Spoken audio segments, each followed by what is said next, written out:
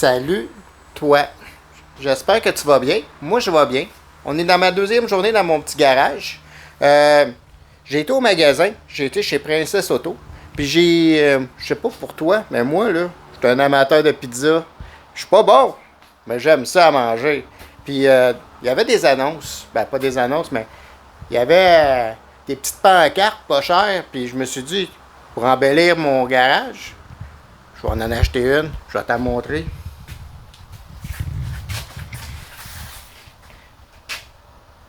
Ça dit que c'est la meilleure pizza au monde. Et ici. Je pense pas que c'est vrai, mais je vais la mettre ici. Oh. Je vais la mettre ici.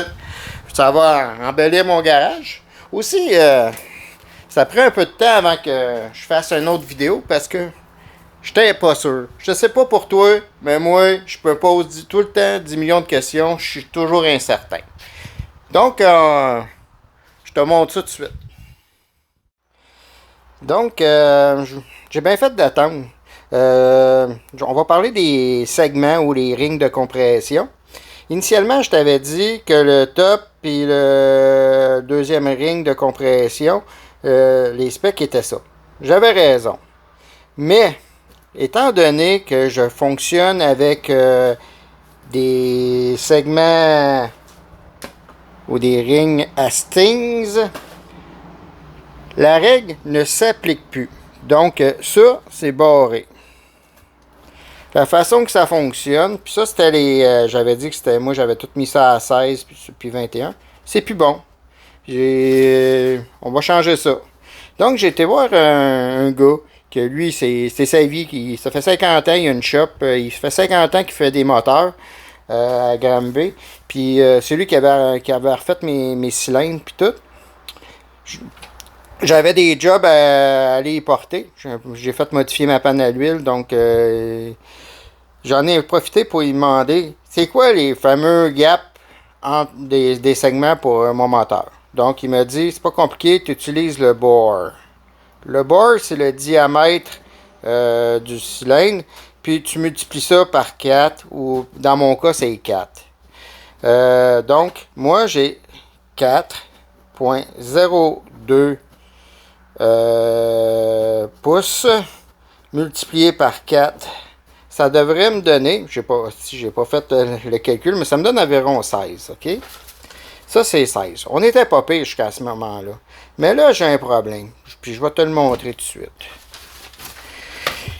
Qu'est-ce qui m'a fait allumer, c'est quand j'ai ouvert mes pistons. Moi là, mes Silverlight, c'est des hyper-euthétiques, en tout cas, top ring, blablabla. Puis dans le gap procédure, ils disent que le piston, en tout cas, ils parlent pour le top, là, il dit le piston ring requiert une augmentation de 40% sur le top seulement. Le deuxième, ben, tu utilises les recommandations du facturier. Donc 40%, c'est 16 plus 40%. Donc, le top il est rendu à 22. Ben, c'est ça. Donc, c'est rendu ça mon gap pour mes top rings. Puis mon bottom, il dit de garder la chose. Mais le gars, il me dit Martin, moi je te conseille 24. Donne-toi des chances. Donc, c'est ça. Là, je me suis dit, ah, c'est beau. Mais on retourne à mes pistons. Puis, je l'ai encerclé. Piston utilisé dans des conditions difficiles ou en des applications marines requiert des clairances additionnelles. Donc, là, ça me fuck encore. Il dit, hey, ben, finalement, là, regarde, c'est ça que j'ai fait. Puis, devine quoi? J'ai ressorti la moulinette. Donc, j'ai reviré la moulinette, j'ai ajusté tous mes segments. Puis, ça a bien fait. Aussi, dans mes questions existentielles, je vais te montrer quelque chose qui est dans mon livre. Note importante. Quel type de boat des connecting rods? Les connecting rods, c'est ça ici que j'ai. Les types de boats que j'ai, c'est ceux-là. Là, qui sont press-fit dans les caps des connecting rods. Puis là, il dit ici que si tu as des boats qui sont au début, ce serait préférable de les remplacer par des boats un peu plus récentes, qui ont un modèle différent. Puis lui, dans mon livre, il dit les boats d'un LS6 seraient une bonne alternative. Donc, moi, je n'étais pas sûr de ce que j'avais. Fait que j'ai acheté des boats LS6. C'est ce modèle-là. Sont différentes. Mais après, je vois sur le site de Summit Racing qui vendent des pièces de aftermarket pour non, pas celle-là, c'est celle-là. Ils disent que tu as les premiers styles de boat. Il y avait un dot. Un enfant de même. Puis que la compagnie GM en a sorti les plus récentes qui étaient 2 dots. Fait que là, j'ai des 2 dots finalement. Puis c'est bon pour 3 applications supposément.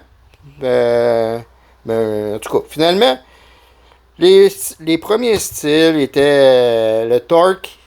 Lorsque tu le serres, c'était, je ne me rappelle plus que je pense, 60 degrés, 65 degrés. Puis les bottes plus récentes, c'était 75 degrés. Mais là, je regarde sur Summit, puis dans mon livre, c'était marqué 75 degrés de torque. Mais dans Summit, c'est marqué 85 sur leur site. Là, je me suis posé des questions. Qu'est-ce qui se passe là encore? Là? Parce que depuis le début, je me pose des questions. Donc, j'ai finalement trouvé l'information qui dit que les boats récentes, que ce soit celle-là ou celle-là finalement, c'était 85. Il y a eu comment t'appelles ça? Une affaire GM, ils ont sorti un bulletin qui disait que finalement, c'était pas 75, c'était 85. Dans le livre, sûrement qui a été écrit avant ce bulletin technique-là. Puis, Summit, eux autres, ils l'ont juste updaté sur leur site, les couples à 85 degrés. Fait que c'était ça mes questions que je me posais.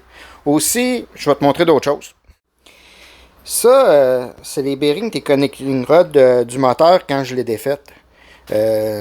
L'usure il n'y a pas d'usure en tant que telle. Ils sont vraiment bien, sont vraiment beaux. Donc, puis j'avais fait la vérification du vilebrequin avec le plastic gauge. Puis j'ai décidé de ne pas tester mes connecting rods avec les nouveaux bearings avec le plastic gauge parce que je suis certain qu'on est dans spec. Fait que qu'est-ce qui va arriver, c'est que je vais monter tout de suite mes rings que j'ai sortis à moulinette, puis je vais les installer sur mes pistons. Puis on va tout de suite, je vais tout de suite les installer dans le moteur, sans checker l'éclairance des bearings sur le vilebrequin. Donc c'est ça. À tantôt.